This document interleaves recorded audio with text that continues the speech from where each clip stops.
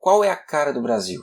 O Brasil é um país miscigenado e plural. Somos fruto da mistura de diferentes povos, raças e origens. Nós brasileiros, independentemente da nossa aparência, naturalidade ou classe social, sempre temos um pouco do índio, do preto e do branco na nossa composição e na nossa história. Nossa identidade é a diversidade. E essa diversidade se reflete não só na nossa cara, mas também, claro, na nossa cultura e, consequentemente, no nosso design. A história do design no Brasil tem data para começar, 1808. Antes disso, foram 3 séculos em que qualquer atividade tipográfica no Brasil era proibida por imposição da coroa portuguesa. Daí, em 1808, a família real portuguesa veio para o Brasil e trouxe consigo, no navio, a máquina que viria a produzir os primeiros materiais impressos em solo brasileiro. Os recursos técnicos eram limitados à litografia, impressão com matrizes de pedra, e a impressão com tipos de chumbo, e por isso esse período foi conhecido como a Era da Tipografia de Chumbo.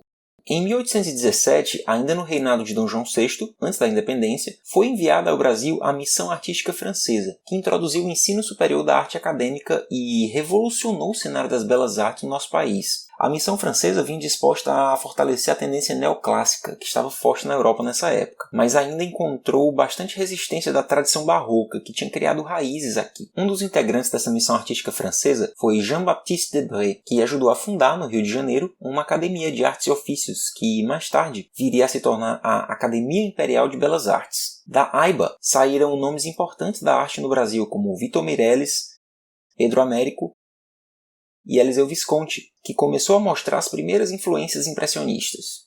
Um ponto interessante da cultura gráfica no Brasil durante o século XIX é a evolução do desenho da bandeira nacional. Durante o período do Brasil Colônia, não havia uma bandeira do Brasil, porque a bandeira içada nos territórios do Império Português era a bandeira de Portugal. Em 1815, quando o Brasil passou a fazer parte do Reino Unido de Portugal, Brasil e Algarves, daí essas duas bandeiras aí passaram a ser utilizadas. Com a Declaração de Independência em 1822, essa ficou sendo a bandeira do Império do Brasil durante um tempo.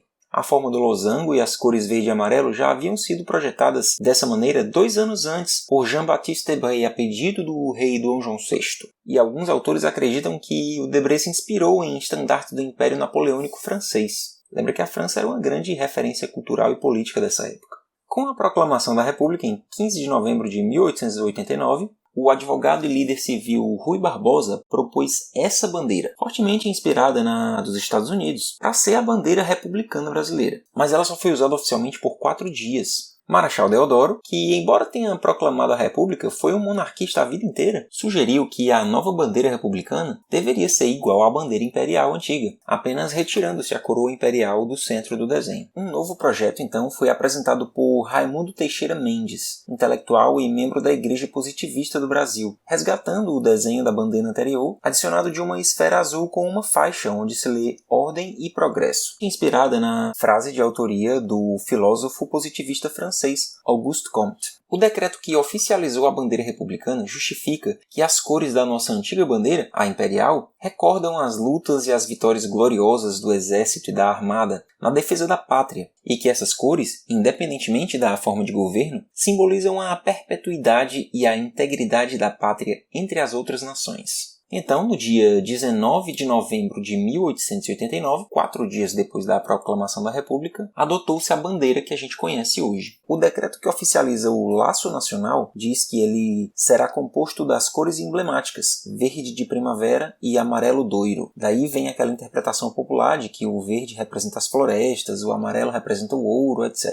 Mas muitos historiadores e especialistas mandam a real e defendem que o verde, na verdade, simboliza a Casa de Bragança, uma parte da nobreza portuguesa da qual fazia parte Dom Pedro I, enquanto que o amarelo representa a casa de Habsburgo-Lorena, outra linhagem da nobreza da qual fazia parte Dona Leopoldina, esposa de Dom Pedro I. Uma coisa curiosa é que a posição das estrelas no círculo azul remete ao posicionamento dos astros no céu carioca no dia da proclamação da República, 15 de novembro de 1889. Em 1992, a bandeira teve mais algumas estrelas acrescentadas devido à criação de novos estados. Mas em que eles se basearam para posicionar essas novas estrelas, aí eu já não sei. Outros projetos para a bandeira foram feitos na época. Um deles, de Júlio Ribeiro, depois acabou se tornando a bandeira do estado de São Paulo. Muitas propostas feitas na época mantinham as cores verde e amarelo, mas algumas também traziam o branco, o preto e o vermelho, como uma referência aos 3 principais grupos étnicos brasileiros: os pretos africanos, os brancos imigrantes da Europa e os índios nativos de pele avermelhada.